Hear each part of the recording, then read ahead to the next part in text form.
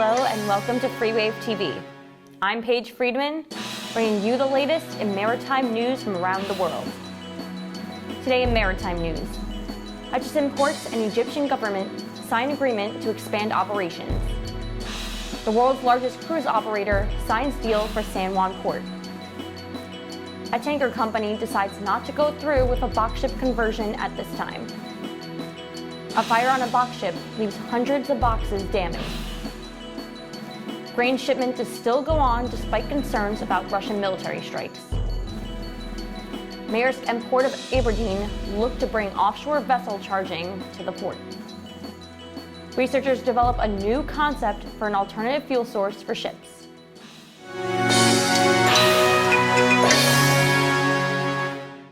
In Egypt, Hutchison Ports has reached an agreement with the government for an expansion of its container terminal operations in the country. Under the agreement, Hutchison will invest $700 million for the initial operations of terminals in Ain Sokhna Port and the El Dikela Port. CMA CGM and Costco shipping ports will also be investing in the projects. Other shipping companies have also recently come up with new agreements in Egypt, including Maersk and Hapag-Lloyd. In San Juan, the Puerto Rico Ports Authority has selected Global Ports Holding for a 30 years concession to run the San Juan cruise port. The cruise operator has agreed to significantly upgrade the cruise ports facilities.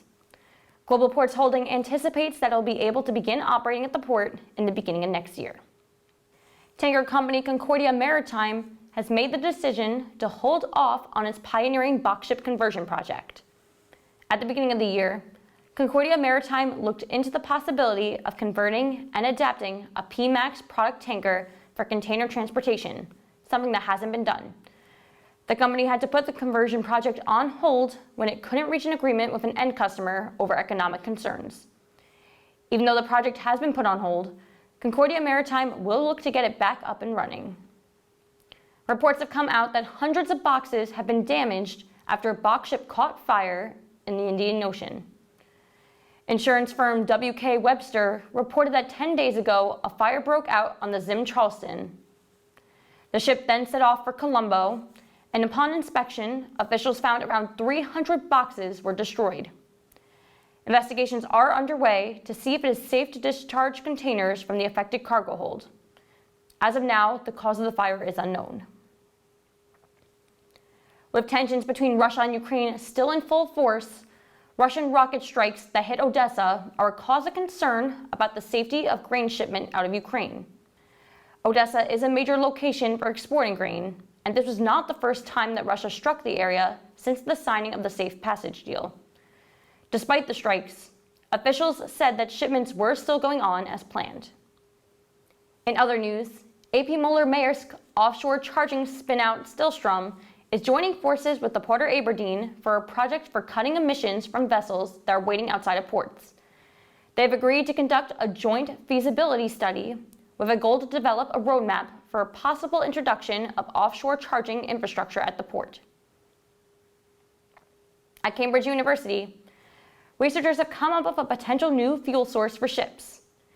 Using inspiration from photosynthesis, the researchers developed floating artificial leaves that generate clean fuels from sunlight and water.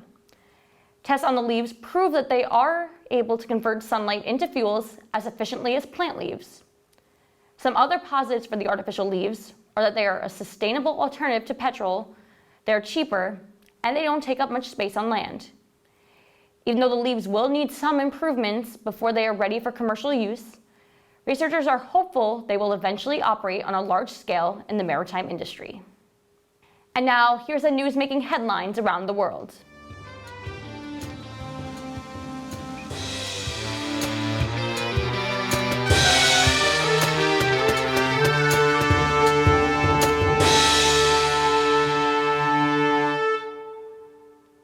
Today, Russia bit back at Ukraine, redefining its power.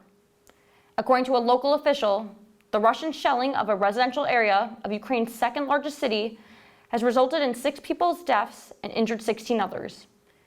Ukrainian President Volodymyr Zelensky denounced the attack, saying that this is a devious and cynical strike on civilians with no justification, showing the powerlessness of the aggressor. We cannot forgive, we will avenge it. In a war where big guns make a big difference, a senior Ukrainian military official with the call sign of Maverick told the BBC that Ukraine aims to recapture the city of Kherson within weeks. They will likely use a different strategy involving small drone units rather than launching a large-scale assault. The Russian war spanned to Cyprus on Thursday, as 9 Russian anti-war protesters in the region were threatened when their images appeared on a billboard site covered in black ribbons. Despite the intimidating art, the protesters vowed to carry out their demonstrations. Cyprus police, who confiscated the collage, said they sought the perpetrator after investigating data protection offenses. The Russian embassy in Nicosia gave no immediate response following a request for comment from Reuters. Inching closer to a conflict similar to the Russia-Ukraine crisis are China and Taiwan. On Thursday, Taiwan's defense ministry stated that 51 Chinese aircraft and 6 ships were detected operating around the independent island. Conflict has been seemingly echoing around the world. Just when many thought the conflict between Israel and Pakistan came to a close following the Gaza clashes, that was not the case. On Thursday, Palestinian medics claimed Israeli forces killed a Palestinian during clashes in the occupied West Bank city of Nablus just before sunrise. The Israeli army said he was armed and shooting at soldiers, but the Palestinians denied the Israelis' claims. In other news, police in Kabul, Afghanistan, reported that a massive explosion destroyed a packed mosque, killing 21 people and injuring 33 on Wednesday during evening prayers. Witnesses described hearing a powerful explosion that shattered windows in nearby buildings. Security forces have sealed off the blast scene in Kabul. Senior Taliban officials are meeting more than 2,000 tribal and religious elders on Thursday in Kandahar, where a spokesman said important decisions will be taken at the major gathering. As some push against the world's violence, others are leaning in. Book sales for Sir Salman Rushdie's novel, The Satanic Verses, have surged after the author was stabbed at an event in the US last week. Hadi Matar, the 24-year-old man accused of stabbing Rushdie, pleaded not guilty to the assault charges, but conversely told the New York Post from jail that Sir Salman was someone who attacked Islam. Several literary figures will read his works on Friday on the steps of New York's public library to show respect for the author. As climate change continues to astonish and demolish, a forest fire in Algeria left at least 26 people killed and dozens more injured. Reports say around 350 residents were evacuated in various provinces. Firefighters, supported by helicopters, were still trying to contain several blazes on Wednesday evening. The Civil Protection Agency said that El Tarf was at the worst hit area, with 16 ongoing fires.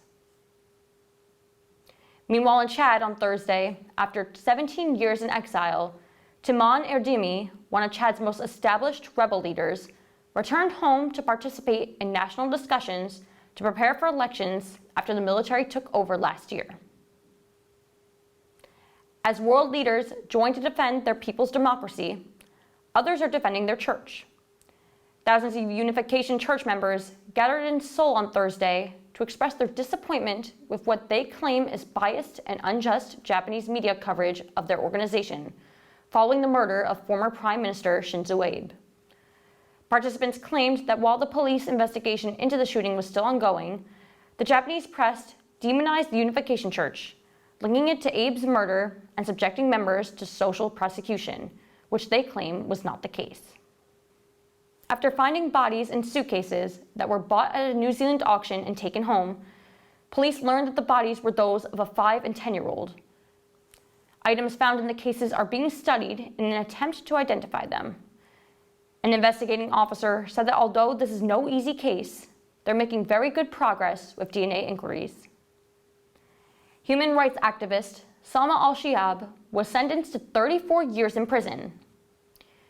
After initially getting sentenced to just 3 years for using the internet to cause public unrest and destabilize civil and national security, al-Shiab was given the new sentence on Monday after an appeals court was asked to consider other alleged crimes. Al-Shiab's university, the University of Leeds, expressed deep concern for its student. Opposers of the sentencing described the ruling as the longest sentence issued against female or male activists. Over in Japan, the Japanese government has organized a national competition encouraging Japanese youth to drink more alcohol to revitalize a sector that's been declining due to demographic shifts, lifestyle choices, and the coronavirus pandemic. The country's national tax agency's Sake Viva campaign will run until September 9th and asks people aged 20 to 39 to develop ideas for new products and designs to stimulate demand among young people. We're now going to take over Jean-Louis, who's going to share what's going on in the sports world.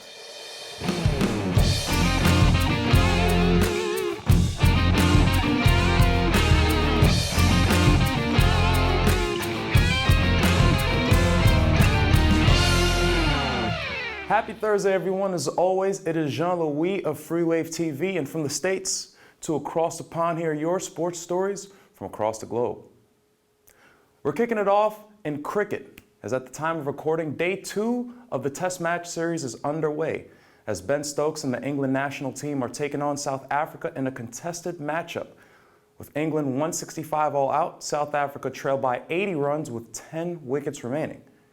In day 1 of the international series, Netherlands and Pakistan are also in action.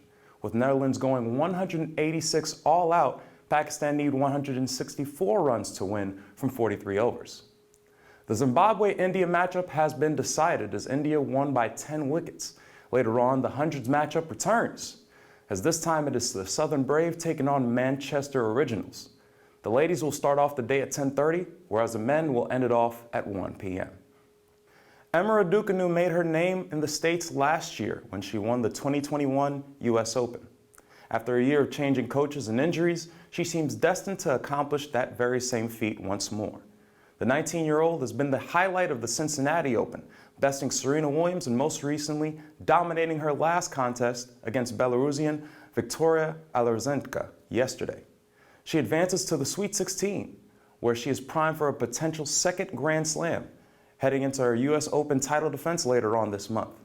Talk about some luck on American soil. The same, unfortunately, cannot be said for Canadian Open winner Simona Halep. The Romanian pulled out of her round 62 contest due to a thigh injury. The 30-year-old will not be able to continue her Grand Slam run after a grueling Open win this past week. Now on the men's end, we have a shocking loss afoot as Croatian star Borna Coric upsets number 2 ranked star Rafael Nadal in the round of 32, ending his hopes of another record-setting Grand Slam win. Coric advances to the round of 16 to face another Spaniard, Roberto Bautista Agut, today at 3. Speaking of, the rest of the day sees both number 1s competing in action, as Daniil Medvedev faces the young upstart Denis Shapovalov, and Iga Swiatek faces Madison Keys. Both matches start at 1 p.m. Eastern. In football, we got qualifiers taking place all over, as in the Europa League, we have a full slate of action, starting off with HJK Helsinki taking on Silkeborg IF at 12. We end off the day with Austria Vienna taking on Fenerbahce at 3. The Conference League has also some notable games on tap as well, such as Tel Aviv taking on Nice and FCSB taking on Viking FK. The day ends with Shukbi taking on Balkani at 3. Sticking with soccer, big money moves are for FIFA, as in a recent report, the association sold over 2 million tickets for the upcoming Qatar World Cup games. It was reported that over the last sales period between July 5th and the 16th, 500,000 of them were sold in that span. Switching gears to golf, we have some more news stemming from the controversies of the LIV. Golfer Patrick Reed has filed a defamation lawsuit against the Golf Channel and commenter Brandel Chambly. The 32-year-old cited a misreporting of information and/or reckless disregard of the truth, purposely omitting pertinent key facts to mislead the public. The statements in question are the sentiments Chambly mentioned in an interview with Travis Fulton's podcast back in June. He described the 2018 Masters champ and other golfers as, quote, aligning themselves with a tyrannical, murderous leader, in reference to joining the Saudi-funded league. Aptly timed, Tiger Woods, the PGA star who spoke out against the league due to its ties, has become the new cover athlete for the league's newest PGA Tour 2K23 game. Woods, of course, turned down a 7-figure contract with the LIV, sticking with the PGA. The 46-year-old's likeness has been used almost routinely throughout the years in promoting their sports games. Deontay Wilder returns to the squared circle as for the first time since the trilogy between he and Tyson Fury, he will fight against Robert Helenius in an explosive showdown. The matchup will take place on Saturday, October 15th in Brooklyn at the Barclays Center.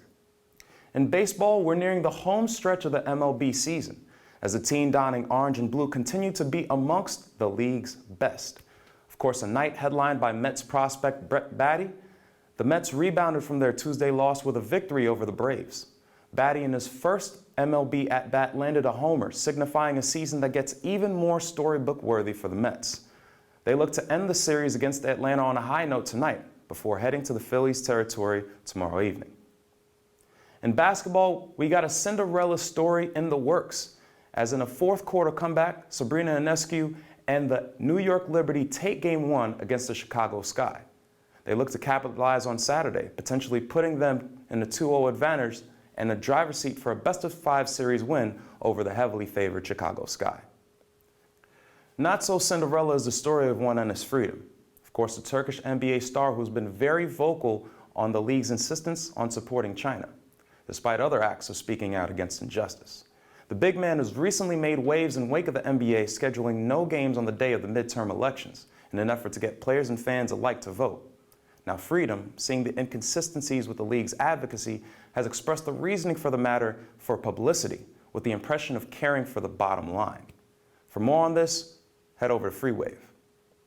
And lastly, we have some good news for the game of basketball and sports broadcasting as a whole, as famed college basketball commentator and Jimmy V award winner Dick Vitale is now cancer-free.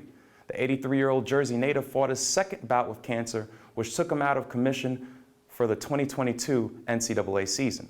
However, following treatment, perseverance paid off for Vitale. Props to him. Beside that, that's all I got for you today. Of course, I'm Jean-Louis as always. Stay locked and loaded to FreeWave for all of our socials, all of our updates and insight. Until then, you have a good one.